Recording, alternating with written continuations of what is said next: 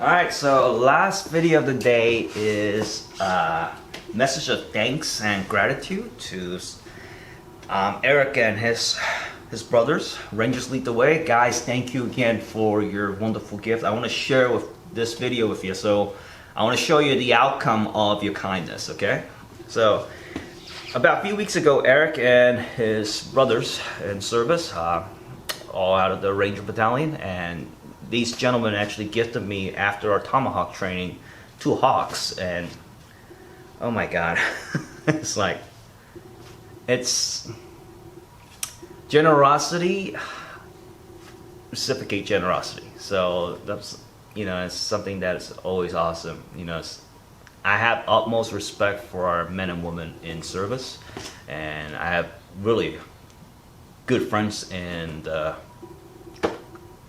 all the military branches.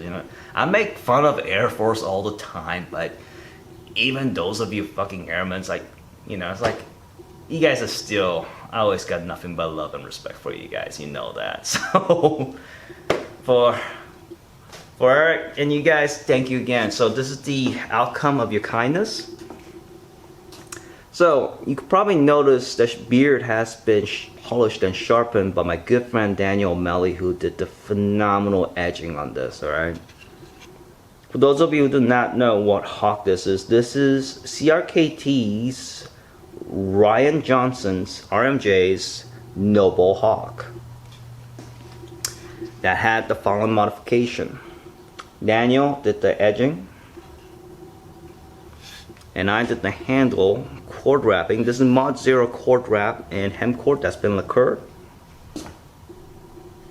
Oddest thing about once the lacquer actually cures, it creates this texture on these. It's soft to hand, yet it's almost as good as stippling. It is amazing. Now when I do mine, I have a certain knots that I do within it, so it gives me a placement for indexing. So this one has that right here, and also one on the top. It's kind of hard to see it actually. You see that little loop differences right here. That allows me to know where to place my hands for execution. Oh god. So Eric, guys, thanks again. I'm gonna show you the second one.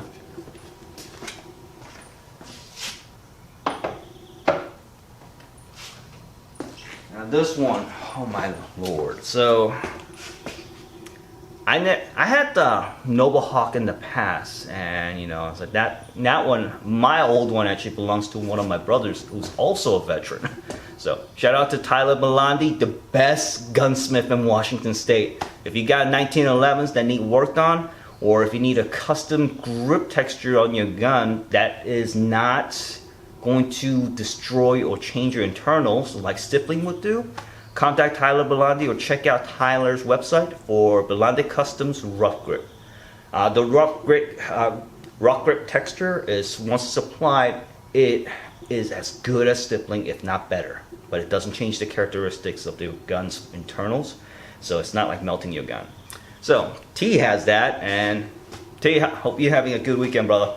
And he's south of me, is in Tacoma, but he actually works out. I haven't been there in ages, but West Coast Armory is where typically you'll see him at. So check him out, drop by and say hi. All the guys and gals at West Coast Armory are awesome. So this particular hawk is, once I got this, I'm saying, oh my god, Eric, dude, this thing's like, makes me want to do some Viking stuff. But we ran Tomahawk sessions coming out of my old combatives, which basically is a mixture of my personal combatives experience and also my uncle's teaching. My uncle's a veteran from the old era, so his combatives, which is kind of my uncle's an old school Marine from Vietnam era, so his way of running hawks is very different, and he learned it from various different folks that he used to run with during that particular theater. And one of the gentlemen that I know for a fact, because I met him, was a Native American, and his way of running tomahawks was just like nuts. And they were doing this with also like Vietnam Lagana tomahawks. And he actually, you know, still has his old one that he actually received from an army buddy of his, and that thing's freaking like awesome. But long story short, so there's my particular method along with Filipino martial arts. But that one works perfectly for like the Nobo. But my God, this thing. So Daniel, really, shout out to Daniel Melly. Thank you always, Daniel. You're the best. Because he put edges on these like no other. There is no equal. I don't care what any of you guys are saying, but there is no better professional edger and Togishi in this world than Daniel Melly. So this one has what we call Type 2 G Innovations cord wrap, which actually has, there's many names for it. Some of my students call this the bone spine, and some of the guys call mod sexy wrap, which I can't put that on the website because I honestly don't want a bunch of ladies getting angry at me for that. But this thing, once it cures, like I was stating, I have a special way of lacquering. So once that lacquer cures, it hardens, so these will not get loose like the paracords without the whole epoxy thing. And I don't like using epoxy at all. And these are soft to the hand, so that's, yet it stays like they do, and the grip texture is just phenomenal. Absolutely love it. So, alright guys, thank you so much. You know, this is right now in my armory, so anytime when I have clients coming by that I'm working on their weapon, they'll typically take a look, or if they're, you know, not too scary cats, I say, gee, can I handle that? Yeah, just make sure you have the leather sheath cover on, because otherwise, you know, you might hurt yourself. Oh man. So never had like, I've had Winkler William Sensei actually had a bearded Viking light hawk or Viking axe that he offered, and I actually got that a few years back. I think it was about 2 years ago that I had that. It was pretty good. It wasn't to my specs, so that's why I ended up selling it shortly after. But this thing, oh my lord, I love it. So there you go. I want to share that with you guys. Alright, I'm gonna put this away because I love this so much.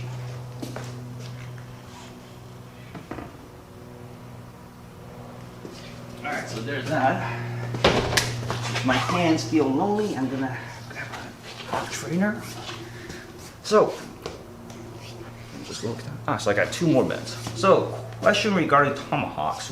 What's it for, and when is the best time and appropriate for it? So, I'm not a wilderness expert or trekker. You're gonna have to talk to a fieldcraft specialist on that particular thing for fieldcraft stuff. You're talking to a martial artist, so I'll tell you how I view tomahawk and what is best for my occupation.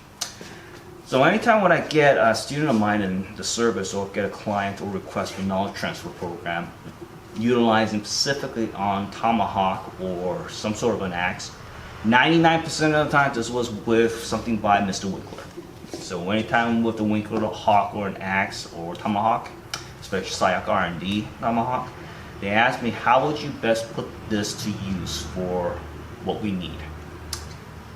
So if you ever operated within a vehicle or in confinement or confined spaces, you'll notice there isn't that many rooms to swing. And although nowadays, since I do FFS and pretty much at least Illustrissimo, for me this is not a problem, since we don't do wide excess motion, so let alone leave our goddamn weapon there. We have a really good way of retraction regardless of weapons.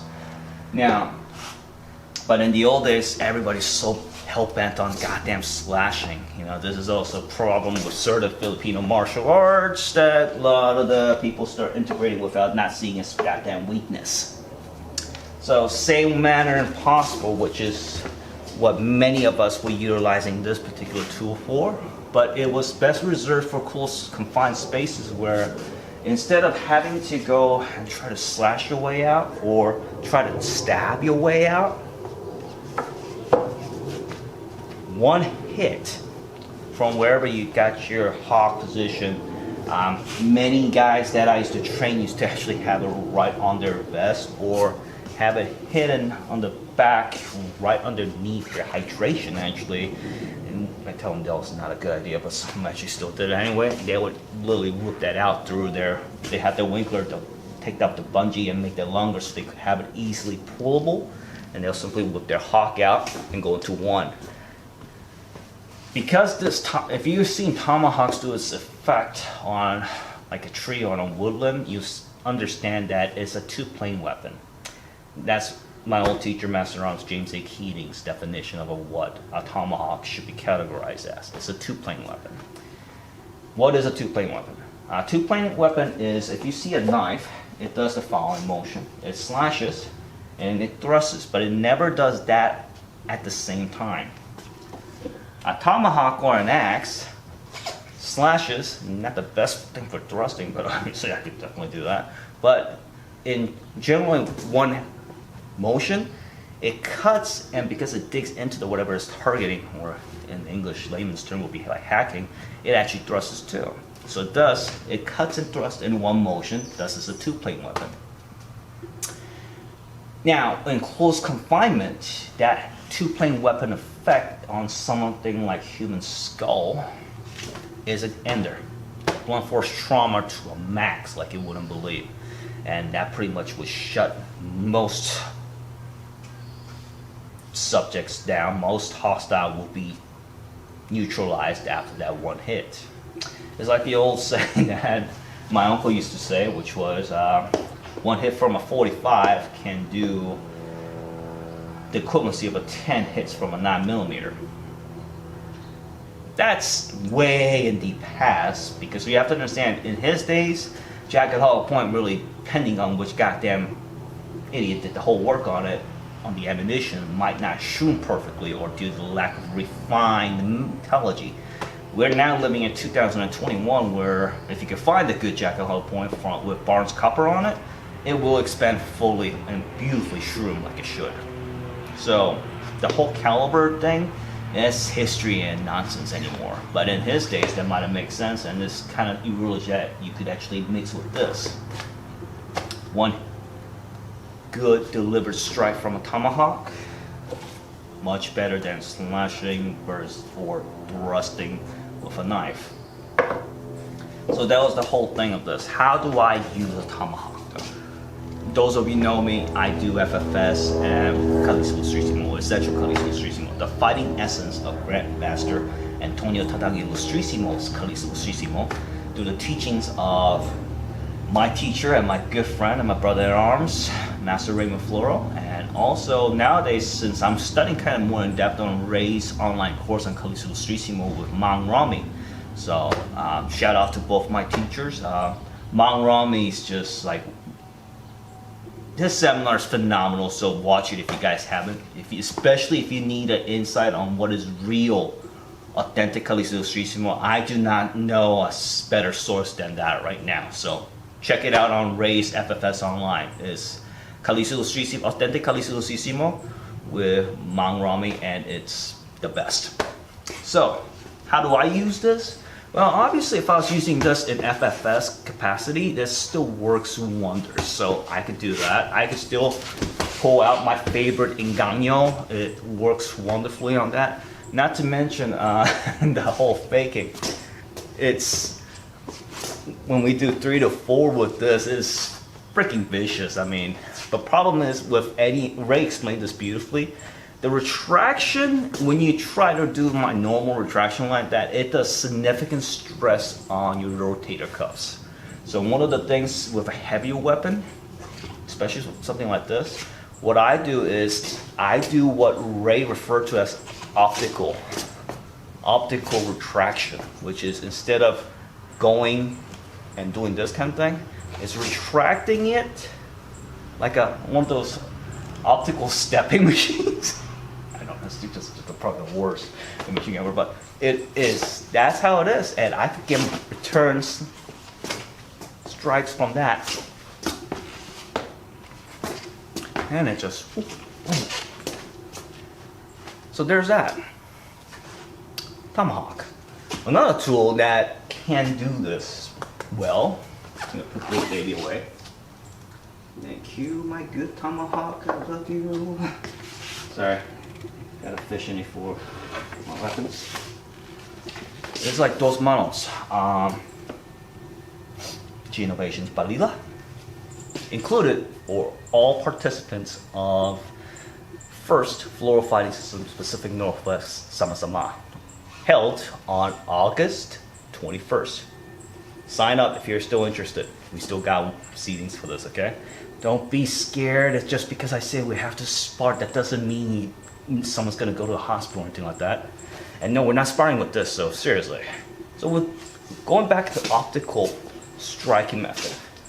See how easy it is for me to just retract on this versus trying to do that. It's like, God, it kills your arm when you do that. So this is so much easier. Optical retraction.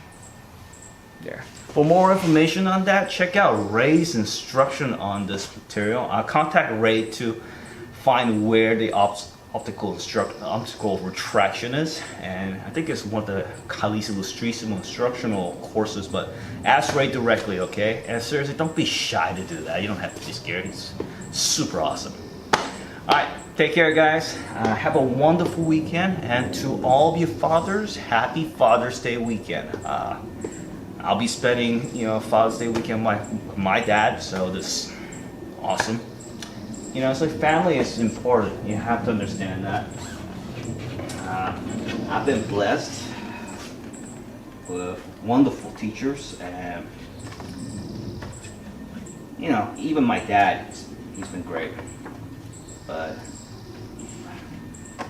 I've had a lot of great role models in my life.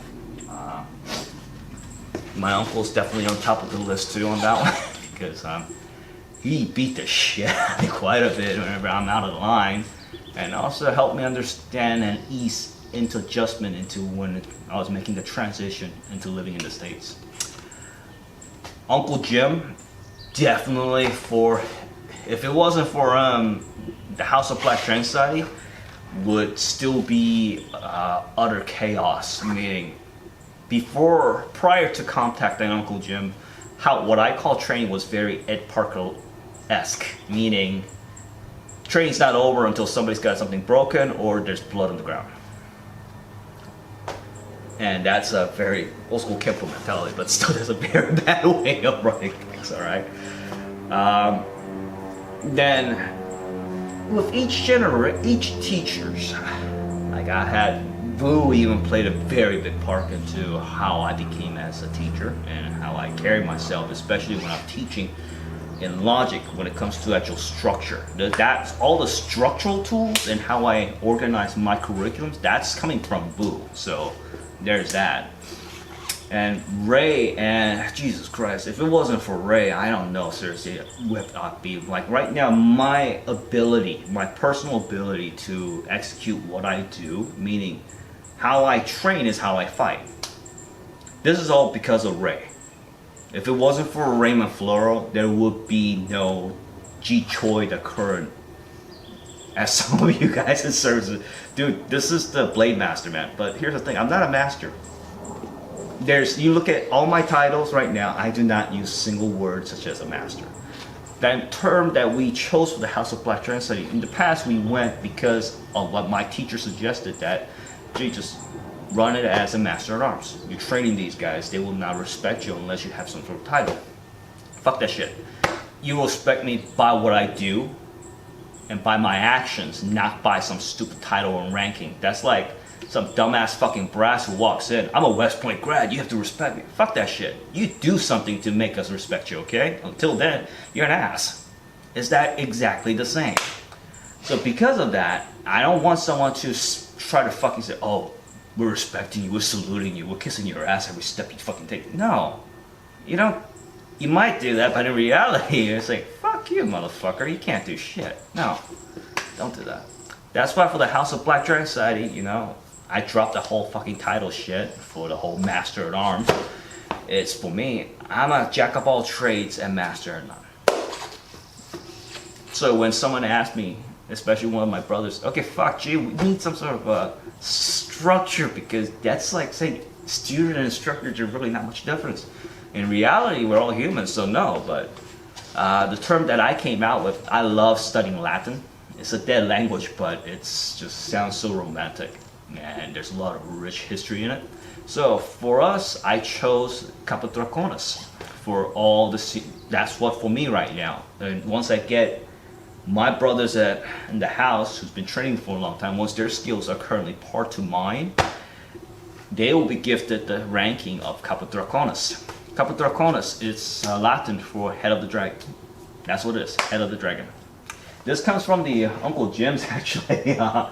Contact Capodupina, which is referring to head of a wolf, which if you look into the history of the whole terminology, back in the old days when the criminals in Roma was, when the criminals and their ilks were caught, they would be dressed in a head of a wolf and marched down before they're finally judged and punished.